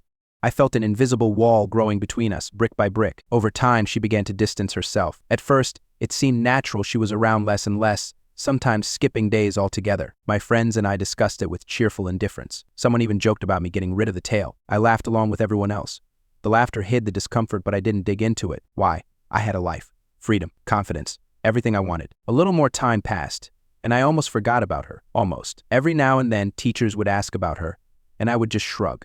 I didn't want to admit that I didn't know anything. It somehow spoiled my picture of a perfect life. After all, If you're popular, you should be attentive. You should take care of your friends. But I didn't. I let her disappear, slowly, without shouting, without resistance. Then she came back. I noticed her from afar, not out of curiosity but out of alarm. There was something wrong with her. Her face was thin beyond recognition. Her eyes were red and dead, as if they no longer reflected light. She was wearing a huge, alien gray hoodie that almost completely hid her face. It was as if she were shrinking inside the fabric, hiding from the world. Her movements were sluggish, as if her body was moving by inertia, but nothing inside had worked for a long time. I looked at her and couldn't tear my eyes away. For the first time in a long time, I felt a prick, not pity.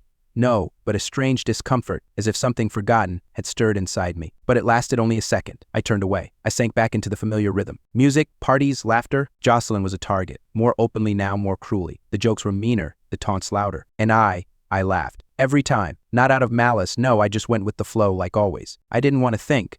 I didn't want to feel. And she became more and more invisible, lighter, as if she were losing weight, shape, flesh. In the corridor, she was like a ghost, passing through the crowd, invisible, untouchable. No one knew how she held up, and no one asked. Not me, not anyone else. Then she disappeared again, this time for good, and yet no one noticed. Almost. It wasn't until her absence began to weigh on the curriculum, when teachers began to worry in earnest, that we learned she was long gone. She never showed up again, never answered calls, never posted anything, just gone, as if she'd been erased. I still didn't feel anxious, just an emptiness that I filled over and over with busyness, noise, parties. Jocelyn was somewhere in the past, in a pre-popular version of me. Now I think that was the moment it all began, when the shadow I had pushed out began to grow behind me. It had been weeks since I had last seen Jocelyn. School had quickly filled the void she had left behind tests, gossip, new faces. Even the teachers, initially concerned, had stopped asking about her. It was as if she had never existed, and for most, she probably had. She hadn't left a deep mark on people's memories. All that remained were the occasional, quickly forgotten mentions, and one question that had begun to appear more and more often. Where did your quiet friend go? At first, I brushed it off. I smiled. I said things like, I guess she transferred. Or maybe she just decided to take a break. I didn't care about the answer either. I didn't question it. I felt like I'd simply outgrown the part of my life where Jocelyn mattered. Like an old photograph you leave in a box, not throwing it away, but not thinking about it either. It was comfortable for me. But then the news started. The first missing person report was brief, elusive, just a ticker tape on a local newscast. Missing female, 18, named Jocelyn Andrews. Last seen, I didn't hear the rest. At first my heart sank, not with fear, but with a strange sense of unease. It was as if I'd heard a name I'd wanted to forget, and suddenly it was there again, alive. Then came the chill, and the thought I didn't want to admit. I didn't even know when exactly she disappeared. The city was buzzing. Flyers appeared around school with her photo, an old one from last year, smiling awkwardly, clutching a thick book. Her face, once dull and forgotten, was now on every wall. People who had never spoken to her were talking about it in the hallways. Classmates were posting stories on social media with the text, praying for Jocelyn. Some of my friends, the same ones who had laughed at her, were suddenly saying how awful it was, how they hoped she would be found. I was posting her photos too. I was putting up flyers. I was looking at that face with a sticky feeling of guilt that I tried to explain away as fatigue, but the nights were worse. It all started with a dream. I was walking along the beach, a lonely stretch of sand where there was nothing but waves and moonlight, and the feeling that something was waiting ahead. I could hear the cries of seagulls, the lapping of water, and then, as if I already knew where I was going, I saw her. Jocelyn's body, washed up on the shore like a discarded doll. Her eyes were open, empty and glassy, staring straight into me. She was wearing the same gray sweatshirt she wore in school. On the chest, barely visible, were the words, "I miss you." I woke up with a lump in my throat, drenched in a cold sweat. My heart was pounding in my chest, and even after I turned on the light, the room felt alien. My mind told itself it was just a dream, just an image, an impression, a disturbing fantasy. But my body knew it was more, too real, too tangible, and it kept repeating, every night, the same beach, the same look. She never spoke, never moved, just looked. And I was always standing in front of her, helpless, frozen, looking into those dead eyes that reflected not only her, but me too. On the 5th day, I couldn't fall asleep. I was afraid to close my eyes. I drank coffee late at night, scrolled through endless feeds on my phone, just to avoid plunging into silence. But sleep still came heavy, like a stone, carrying me away to where I didn't want to be. My friends began to notice the changes. I became quieter, more irritable, more withdrawn. They asked what was wrong. I tried to laugh it off, but then one day I let it slip about the dreams, about Jocelyn, about the beach. In response, there were only encouraging smiles, attempts to diffuse the situation. No one took it seriously. No one felt how these dreams were burning me from the inside. And then the sounds started. At first, there were rustling sounds, barely audible, like someone whispering on the edge of perception. I thought I was going crazy. Sometimes I thought I heard my name drawn out in a strange, distorted voice. It was in my ears, in my pillow, in the walls. Sometimes I felt a presence, like someone was standing behind me when I looked in the mirror, or passing by when I closed my eyes. Once, I saw her silhouette in the reflection of my laptop screen. It disappeared when I blinked, but I knew it was there. The world began to collapse. Gradually, silently, one day, I noticed that my friends had stopped getting together. One said he was busy. Another said he was tired. Some no longer contacted me at all, and I was left with pictures of Jocelyn on the walls of school, with her eyes in my dreams, with a voice calling to me from the darkness. I no longer knew where the line was between reality and a dream. I was starting to get confused. Was she a dream, or was she real? Was I dreaming that day when I stood by the window and saw her walking down the street, slowly, in her gray sweatshirt, with her head down? Or did I really see it? I tried to remember. When was the last time I truly looked into her eyes? When I heard her say my name with a smile? When I felt her living hand next to me? There were no answers. Only shadows remained? Sometimes I wonder if I had turned around then, right at that moment, when I felt her breath behind me, would my reality have changed even a little bit? Or was everything already predetermined? That night I didn't sleep at all. I didn't try. I lay under the covers staring at the ceiling, counting every second, as if it could delay the inevitable. Outside the window the rain was falling, steady and viscous, like drops of blood from the ceiling. Or maybe it only seemed that way to me. The room was half dark. The nightlight gave off a dim, warm glow, but it didn't drive away the fear. It only emphasized it. Time flowed viscous. My eyes were stuck together. My thoughts were confused. I almost fell asleep, somewhere on the border, in a suspended state between reality and sleep, when I heard a click, a thin, almost toy-like sound. It came from the side of the room where the mirror stood. I didn't immediately realize what it was. I turned around slowly, as if in slow motion, and I saw that the mirror was breathing. It seemed to be trembling with light waves, as if there was not a reflection under the glass, but the surface of the water. At first I thought it was a dream, but soon I saw my figure in the reflection, and it was not moving. I was sitting in bed in the shadows, but my reflection was lying there, with its eyes closed, calm, unperturbed, sleeping. It didn't repeat my movements. It didn't repeat anything. I didn't scream. There was no point in screaming. The sound would stick in my throat like everything else. I just stood up, walked over.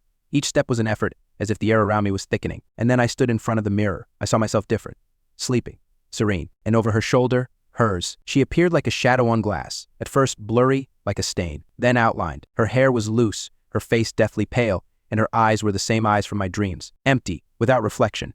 But there was a question in them, silent, sharp, cutting me from within. I didn't back down. I couldn't. She didn't come closer. She just stood there and watched. Just like before, I raised my hand, unconsciously, as if hypnotized. I ran it over the cold surface of the mirror, and at that moment, my reflection blinked. One eye, the left one. I felt the ground slipping away from under my feet. The mirror moved again, like a funnel this time. It sucked in light, sound, air. I recoiled. My heart was pounding, my chest was being squeezed by an invisible hand. And then the mirror cracked, a thin, almost invisible crack, running diagonally, like a scratch on a film. I watched it slowly grow, and suddenly the mirror showed not a reflection, but a corridor, long, narrow, with peeling walls. The floor was stained, the lamps flickered, and at the end, a figure. She stood with her back to me. The movement was barely noticeable. She swayed, as if rhythmically repeating a step, but not moving forward, and I knew it was her, Jocelyn. Suddenly I remembered a moment from school, how we were walking back from class, and she was saying that a mirror is not just a reflection, it's a door. I just giggled and rolled my eyes. She continued, if you look in the mirror long enough, you will see yourself, but not quite yourself. And if this second you suddenly blinks at the wrong moment, don't look away. Now I knew what she meant. I wanted to run. I wanted to turn away, but my legs wouldn't obey me. One thought was spinning in my head. This is punishment for letting her disappear, for turning away, for letting everyone forget. Maybe she was trying to come back. Maybe she was here all this time, close by in the shadows, in the mirrors, in the sounds. I looked at the hallway in the mirror, and suddenly I knew this place. It was the basement of our school, an abandoned level locked with a key. We went down there once on a dare. It was dark, damp, creepy. Jocelyn got scared and asked me to leave. I laughed. I screamed at her not to whine. She was shaking, I thought, from fear. But now it seemed to me that she knew even then. The corridor was calling me. I felt an invisible thread stretched between me and the glass. If I touched it, everything would change. Maybe I would understand. Maybe I would see where she was, or where I was now. And then I took a step. 1, 2. But before I touched, I looked in the mirror again and saw her face right in front of me. She was staring straight at me, and her lips, for the first time, moved without a sound. But I understood. You shouldn't have forgotten. The light in the room flickered, and the mirror went out. I stood alone in my bedroom. No hallway, just a crack in the glass, just a pulse pounding in my temples, just a tremor in my fingers. I didn't sleep until the morning. I just sat on the floor, leaning against the wall. When it got light outside, I went to the mirror. It wasn't breathing anymore, but the crack remained. And my reflection became mine again. Only there was something alien in the eyes now, something I couldn't take my eyes off of. When I woke up in the morning, everything seemed too ordinary, too bright to be real. The sun was streaming through the window, the birds were singing, and somewhere in the distance, Children were laughing, but the crack in the mirror remained. I touched it with my fingers, hoping that maybe I had dreamed it all, that it was just exhaustion, hallucinations, guilt driven deep under my skin. But the crack was real, cold, rough, tangible. I didn't have breakfast. I didn't wash. I just got dressed hastily, mechanically, as if I already knew what I had to do, without asking myself questions, without thinking, as if someone inside, that same me who remained on the other side of the glass, had already made a decision. School. I hadn't been there since I graduated. I didn't even want to go back. Too many memories, too many shadows on the walls. But my feet carried me there, past familiar streets that still smelled of childhood, past the bus stop where we hid from the rain, past the cafe that Jocelyn once fell in love with because it had the warmest light. I approached the building closer to midday. It stood the same as before, only a little shabby, as if tired. The entrance was open, surprisingly, considering it was a day off. No security, no cameras. Just an echoing corridor and the musty smell of years past. I walked down the hallway, each step echoing in my chest. The walls were painted the same yellow that always seemed lifeless to me. The linoleum creaked. The lights flickered dimly, as if teasing. I knew where to go. A right turn, down the stairs. Then a left, to the old storage rooms. And then that door, always locked, always off limits. The basement. Jocelyn and I had snuck in there once. I thought I'd forgotten everything, but now every step was a flash of memory, like a flashbulb, short, sharp, painful. I walked up to the door. It was ajar. It smelled of dust, dampness, and something rotting inside. I froze at the threshold, trying to breathe evenly. The darkness inside was almost complete, but my eyes quickly adjusted. I went down, into the heart of the old building. At first, empty shelves, broken chairs, old projectors covered in cobwebs.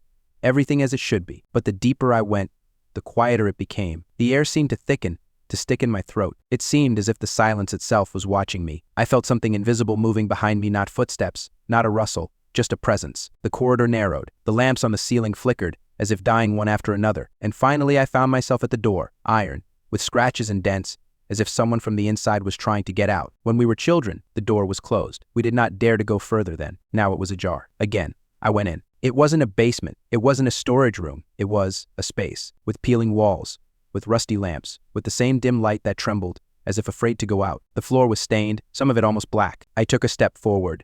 1, 2. Each movement was difficult. It felt like the air was different here, thick, sticky, almost oily. I walked, and with each step, something inside me changed, as if I wasn't just returning to this place, but diving into myself, into the part of myself I'd hidden, forgotten. I reached the end of the hallway, the wall, all scratched, like someone had tried to write something over and over with their nails. I looked closer. There were words, almost erased, almost gone, but I could read one name, Amber.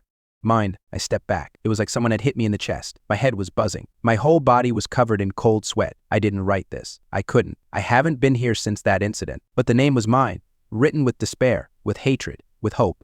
And then I heard steps, behind, slow, measured, familiar. I turned. She was walking towards me. The same figure from the mirror, pale, silent. But now there was more to her than just an image. She was actually moving. Her hair was stuck to her face. Her dress was dirty and bloody. Her eyes were looking straight at me, and there was no anger in them, only sadness. When she stopped in front of me, I finally saw her, Jocelyn. But not the one I knew. Not alive, not dead. Something in between. She raised her hand, slowly, touched my cheek. Cold, peace, reproach. And then I understood. This isn't just a place. This isn't just a hallway. This is a loop. A place where everything is stuck. Where she is stuck. Because of me. Because of my silence. My fear. My cowardice. She didn't come for revenge. She came so that I would remember. And in that moment, everything disappeared. The light, the walls, the cold. Just me, standing alone in an empty basement in front of a bare concrete wall, with my own name scratched into it. I walked out of the basement in complete silence. The world outside was the same streets, the same school, the same fragile sunlight, like a thin film stretched over the city. But inside me, nothing was the same. Something had broken, completely and beyond repair. I couldn't tell how much time had passed. Minutes, hours, maybe days. It seemed like I had been there forever, immersed in that silence that sounded louder than any screams. Every step I took on the asphalt echoed heavily inside me. I walked without feeling the weight of my body, as if my eye was still in that hallway, locked with Jocelyn forever. The house was quiet, too quiet. Not even the refrigerator hummed. The TV flickered. I sat on the floor, right by the front door, and just sat. I looked at the mirror in the hallway, the one with the crack. I didn't try to look deep, just at my reflection, as if I wanted to make sure I was still here, alive, real.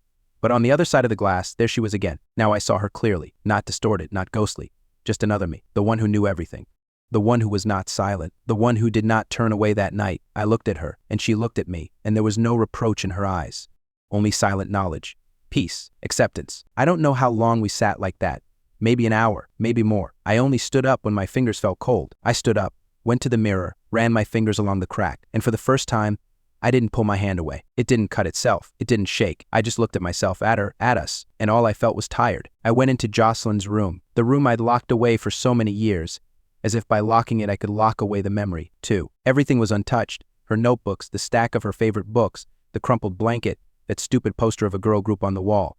Dust lay everywhere, fine and smooth, like snow clinging to the ground that no one touches anymore. I took her old notebook, the one where we wrote stupid poems together, and on the last page, her handwriting. Fast, nervous, uneven. The last entry, a confession, pain, and a plea. That she can't do it anymore, that she's scared, that she's alone, that no one can hear. I read it and didn't cry. I'd already cried it all out. It was like reading an inscription on a grave, carved not on stone, but on paper. And it was her voice, not ghostly, real, tangible. I put the notebook back, carefully, almost reverently. I closed the door, and in that moment I understood I can't run anymore. I can't hide. I can't pretend that this wasn't my fault. I went back to the mirror. It was still there. There was no longer any horror in the crack, just a slit, thin as a wound that was finally beginning to heal. I didn't know what would happen next. I didn't know what she expected from me. Forgiveness? Repentance? Or just the truth? The next morning I went there, to Jocelyn's parents. I stood at their door, shaking, clutching a photograph, ours, of the two of us still alive, of everything still ahead. I didn't know what I would say, or how, but I knew I had to say it. Finally, I knocked. No one answered, and then I just put the photograph by the door, with a note, without explanation. Just 2 words I remember. That same evening I went online. I opened her page, still there, frozen like a time trap, and I wrote, not an excuse, not a confession, just how it was, who she was, what she felt, and how I kept silent. I clicked publish and didn't read the comments. I didn't care what they said. The main thing was that they knew, that they heard, that they remembered. And that night the mirror was silent, for the first time. There was no crack. There was no reflection that was not mine. There was no gaze from the darkness. Just me, ordinary, tired, left, and an empty room in which everything finally became real. To